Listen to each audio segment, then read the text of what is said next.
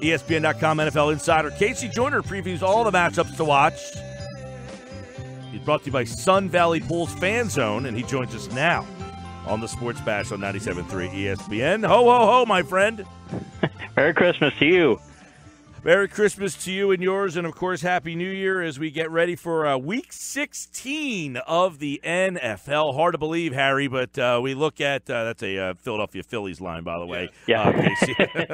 He must be like, wait, is he talking to me or no? But No, I got it. I think, as we get down the wire here, the Eagles game is very interesting to break down because we don't know if this game's going to mean anything or not. If Minnesota loses their game on Saturday against Green Bay, which we'll get into, that game for Philadelphia means nothing. But just looking at the surface, what did you see last week from Philly on the defensive side of the ball? I know we talked Monday a little bit about this, but getting a deeper look at it, when you look at Philly's last 3 weeks defensively, Casey, they've given up 29 points a game. Before that, they were giving up 19 points a game. Have you seen anything about their defense that concerns you? Yeah, I have.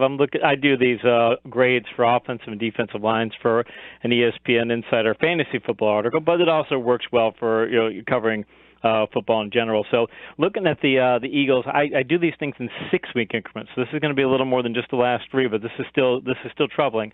Over the last 6 weeks, the Philly front seven is getting pass pressure rate on the opposing quarterbacks only 28% of the time. They rank 23rd in the league in that category, and only getting quarterback contact, meaning they're hitting a quarterback, getting some sort of contact on a play on 10.4% of plays. That ranks 27th, and they've got a sack rate of 5.6%, which is 16th. So you start adding those together, and this defense is not getting after the passer the way it did earlier this year, and they're not doing quite as well against the rush. They're still doing well. They were at one point, they ranked first in one of my 6-week increments in good blocking rate, which is how well you do against opposing teams, how often you're letting them get run blocking. But Philadelphia is 6th in the last 6 weeks in that category. So they've been losing a little bit in that area too. You look at the areas, where you talked about they haven't stopped the run nearly as well, but that secondary is what everybody around here has kind of looked at the most. Have they played over their head? Because that was the concern coming into the year, Casey, was, their secondary is going to be a problem. They traded for Ronald Darby because they thought they needed help there. Now, when Darby went out, we were surprised at how well the secondary is playing. So, are they playing to their talent level now, or is there something else that is causing that secondary to struggle?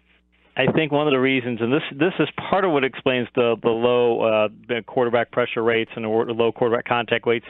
Part of the reason is that if you look at the time in pocket that Philadelphia's allowed over the past 6 weeks, opposing teams are getting 2.2 seconds time in pocket before the pass, and they're getting 2.4 seconds before, or time in pocket 2.2 seconds, and then time before the pass is 2.4 seconds, because that could be if you're in the pocket and move around and things, you can grab a little more time. So point is, though, is that the first category ranks 4th in the league, and the second one ranks 7th, meaning they're among the lowest in the league. So what teams are doing, essentially, and what we saw the last, what we've been seeing of late, is they're dink and dunk passing, and they're saying, we're going to take your pass rush away from you. We're not going to attack your running game as much. We're going to start dink and dunk passing you and seeing if you can stop that. And the only way really that you can stop dink and dunk passes is to get up there and play press coverage. I don't think they want to do that. They're saying to other teams, you'll have to take 12 plays to go downfield, but teams are starting to do that. So they're going to have to counterpunch and do something differently because they can't let this go the way it's going. All right, so Jim Schwartz, how does he kind of manipulate that? What does he do to kind of counter that?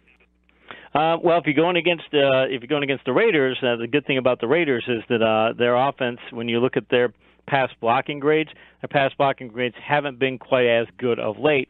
Their pass blocking grades, if you're looking at their quarterback contact rate, they're over the past 6 weeks, they're only allowed, they're 5th in sack rate allowed, but they're 15th in pressure rate allowed. So I think you can get pressure after them. This is not a great they were blocking much better earlier in the season. Now Oakland's deciding they want to throw a little more vertical, and you can get after them. So if I'm the Eagles, I don't want to say I want Oakland to throw vertical, but I want to challenge them to throw vertical and say, look, you guys are doing a lot of dink and dunk passing. I want to get in there and get in your face and make you guys throw deep so I can get after your passer. So that's what I'm doing. I'm bringing some more pressure and saying, look, I think you guys aren't pass blocking as well, and I want you to test the secondary some, but that's a risky prospect, but that's what I'd be doing.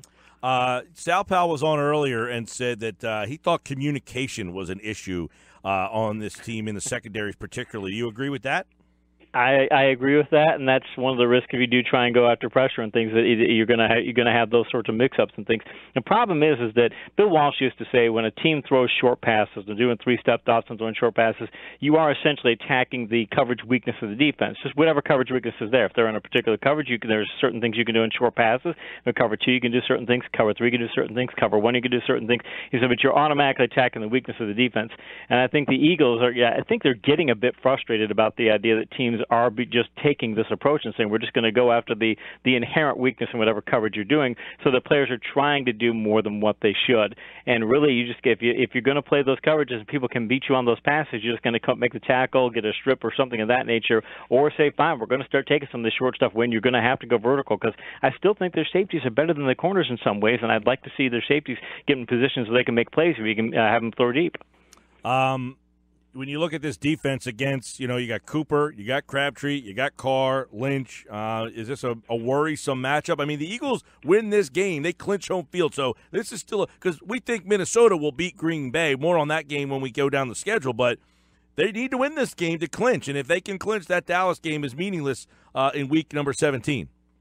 Yeah, and the thing is you look at that talent-wise, you were talking about the receivers and things, Crabtree is the one who worries me the most. Crabtree, if you look at the matchups, he would probably face Mills, and I would think that'd be where they'd stick with. They might move people around, and he might end up with other people in coverage, but I'm a little scared of that matchup because Crabtree's been the better receiver. Cooper's been really subpar in a lot of games this year. Sometimes he has fantastic games, but Darby can't, he can't be playing. He can't do what he did when he's getting that slant pass and letting it go for a 60-yard gain. Can't have that because Cooper can do that. So Darby just needs to make sure that he doesn't allow those big plays like that. But like I said, I've got the Eagles cornerbacks, my red, yellow, green rating. I've got them all rated as yellow rated, which means they're solid, but they're not great. I've got both Eagles safeties rated as red, which means they're not good for the Raiders. That's good for Philadelphia, not good for the Raiders. If I'm Philadelphia, I want to lean more on those safeties and say, safeties, I need you to do more in coverage, and the only way you do this is to take away the short stuff.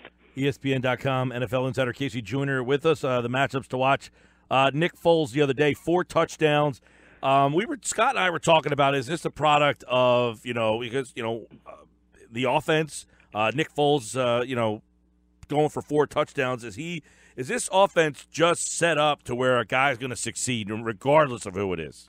There's so many different ways of attacking defenses now. I mean, we talked over the years where sometimes Philadelphia you look at them and say, well, this is a one-dimensional team. They have one way of going in their offense. I mean, looking at Chip Kelly, there were certain things he could do, and it's like if he got him out of that offense, there's nothing they could do. This team has so many different ways to attack a defense. They can counterpunch in a number of ways. So I'm looking at them going, okay, well, if they want to go attack the Oakland rush defense, which has been good but not great this year. In fact, they've been kind of trending downward of late. They can do that. They want to go after the Oakland coverage weaknesses. There are plenty of them. Amerson, I've got as a green-rated cornerback, which is really good for Philadelphia. If they keep Sean Smith out there, I've got him as green-rated. I got both their safeties as green-rated. So if Philadelphia wants to say, look, we're going to turn this into a high-scoring game, we're going to get aggressive and go after your safeties, I think that Foles could greatly improve what have been some pretty bad vertical numbers from him.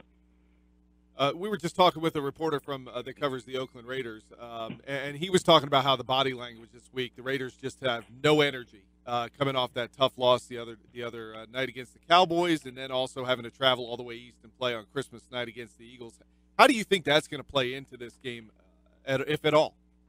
I take the approach. Paul Brown, the famous Browns coach, who was the founder of the Cincinnati Bengals. He used to say as a coach that if you've got your foot on the other team's throat, you never lift your foot back up to reset it to step down. You just step down. It's kind of a graphic way of putting it, but that's the way he viewed it. He said, if you got another team and you can finish them off, you finish them off. If I'm the Eagles and I'm finding out that the Raiders are having those kind of practices and things, get out to a 14-0 lead. Give them a reason to say, you know what, you need to take the rest of Christmas off. Go ahead, just get after them right now and be aggressive right out of the gate and say, I don't care. Even if you've got the thing won, even if Minnesota wins the game, I don't care. Go ahead and go out there and get this game over with early, because if Oakland wants to quit, give them a reason to. How about when you look at some of the Eagles receivers? I mean, Nelson Aguilar, the turnaround in him from last year to this year has been extremely impressive. I mean, I was one of the people who'd started giving up on him, all the drops and everything last year. This year he's been really a go-to guy in the slot. I mean, what has been impressive about him to you? I think that they found ways that I think they sold him on the idea of what they could do with him. I think in the previous regime, I don't think that he believed that he was going to be utilized in a way that was going to highlight his strengths. It's just a guess on my part, but just from what I'm seeing on tape and things, I think that's what they did. So we're going to use you in particular ways. We've got a role for you in this offense, and they've got a role for Jeffrey, they've got a role for Smith, they've got a role for him, they've got a role for Ertz, and they know what they want their players to do. And not only that, but you're looking at, again, I keep looking at all this and going, I love the Alshon Jeffrey matchup. He goes up against Amerson. I'm okay with the Torrey Smith matchup against, let's say he goes against T.J. Carey, which is who he'd probably line up against. Aguilar versus Sean Smith. Ertz versus Carl Joseph. You're looking at their free safety, Reggie Nelson, has not done well. So I'm looking at all this and going, there's not a matchup here where I'm the Eagles and saying there's nobody I've got to avoid in this defense. So you might be able to say to Aguilar, look, we've highlighted you this way. We're going to add a couple other things and even get you even more highlighted because there's nobody who can stop you in this defense.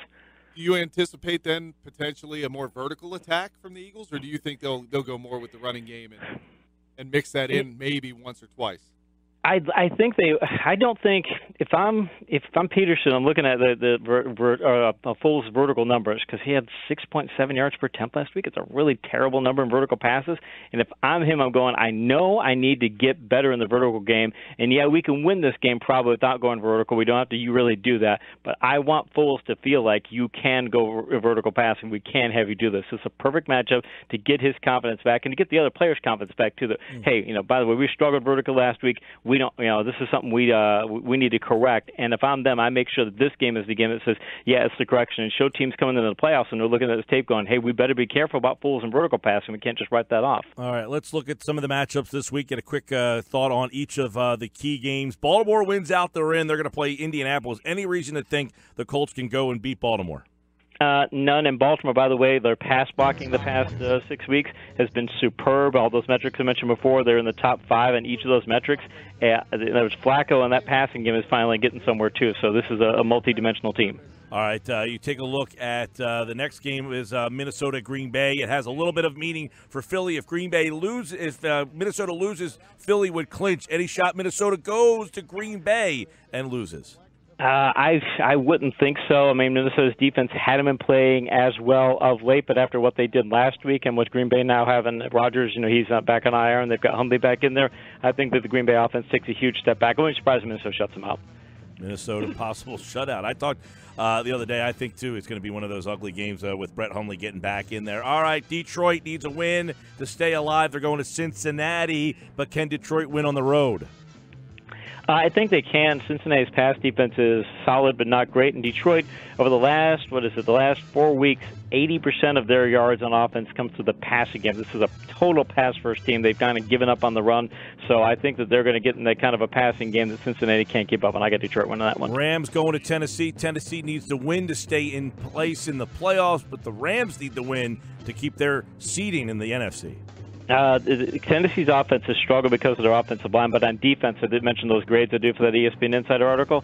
The Tennessee front seven grades that as an A- over the past 6 weeks, and the Rams' offensive line has taken a step back. They're at a B+ in that category, so I think that's going to be a wash for them, and I think their offense is going to struggle. I still think they win, but I think Tennessee's going to make us a lot more competitive than people think. Kansas City's won 2 in a row. Do they make it 3 against Miami, and have they turned the corner, Kansas City?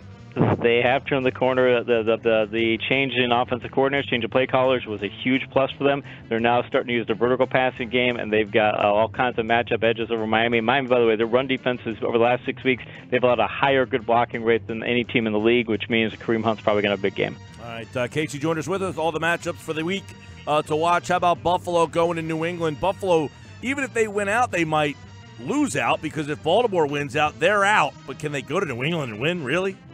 I don't think they can, but New England's pass blocking has been really subpar of late, and Tom Brady, they're starting to run the ball more. I think that they're a little concerned about Brady, and they have that Achilles injury that's kept him out of a couple of Wednesday practices. I don't think it's a big issue, but I think it's one of those, okay, maybe he's not quite at 100%, so I think Buffalo's got 2-10 chance of winning that game. I don't think it's going to be a blowout for New England.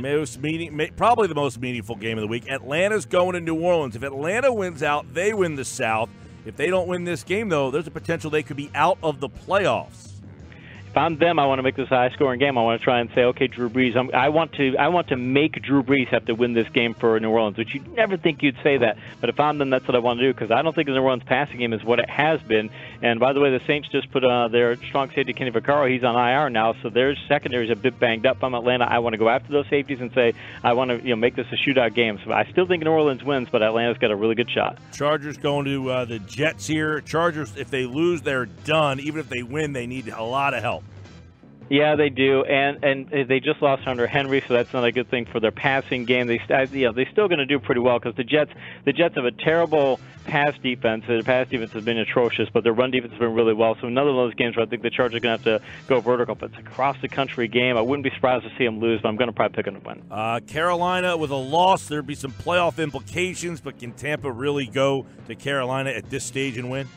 No, their secondary's in a bad way. Their run blocking hasn't been that good. Winston's making mistakes as he usually does. And Carolina's their offensive line right now over the past 6 weeks, they grade out as the best offensive line in the league, and I don't think Tampa can stop that. Seattle is taking on Dallas. The winner still has a shot. The loser's done. Yeah, and everybody's thinking that Seattle's okay. This is the end of their run because of how they played last week. The Rams got pass rush pressure on Russell Wilson 47.6% of the time. That's the highest rate that Seattle's allowed all year. But Dallas has a pass pressure rate of lower than 30% in 3 of the past 6 weeks. It means that Dallas doesn't have the pass rush to do to Seattle what the Rams did. Seattle goes down there and wins that. Jacksonville, some playoff implications for them if other things happen around them. San Francisco could win 4 in a row. They could. I like their passing game. Garoppolo is going to be a top 10 quarterback in another year or two if they put some talent around him. He can be that good. I mean, he's got more talent, but he could get there. Jacksonville's defense is playing so well, though. In San Francisco's got 3 Green Raider players in their secondary. I think that Jacksonville, by the way, Bortles has been fantastic of late. And Keelan Cole, even though they're going to be missing Marquise Lee, they're not going to miss him because of the way Cole's playing. They're going to get Hearns back. I think Jacksonville's going to put up a lot of points in this one. All right. Pittsburgh's going to Houston. That keeps them in play for home field advantage. But losing Antonio Brown, will that help them? Will that help New England clinch home field advantage? Well, we got Antonio Brown on my Christmas tree. My son was happy to get that for Christmas. But he's not going to be in this game, like you said. But Pittsburgh is going to have Martavis Bryant. When Antonio went out, Martavis just stepped up big time. It's like he wanted to be the guy. And once they said, "Hey, you had to be the guy," now he stepped up. They got Juju Smith-Schuster. They still have Bell, who's one of the top pass catchers on that team. They have plenty of weapons. Houston, by the way, their offensive line's been doing a terrible job. Their defense has 3 Green Raider players in their secondary. Unless Pittsburgh Tomlin, he does that Tomlin we talk about, there's no way they'll lose this. All right, that's the schedule this week. Got a couple other games that we didn't touch on that don't have a lot of meaning. Denver's at Washington. The Giants are at Arizona. They're the 2 games that really and Cleveland, by the way, plays Chicago. That one's a real barn burner for week number 16. And, of course, Philly takes on Oakland Christmas night right here on 97.3 ESPN. The Countdown to Kickoff show starts at 6 o'clock live from McFadden's at the Ballpark. KC Joyner, of course, each week on Mondays and Fridays, breaking down the games and recapping them. And Monday will be Christmas, so we won't talk then. I'm sure the guys will reach out maybe on Tuesday's show to go over all of the Week 16 matchups. Casey, I will not be here next week, but Merry Christmas, Happy New Year, and we will talk in the New Year getting ready for the playoffs, pal. Sounds great. Merry Christmas to all you guys.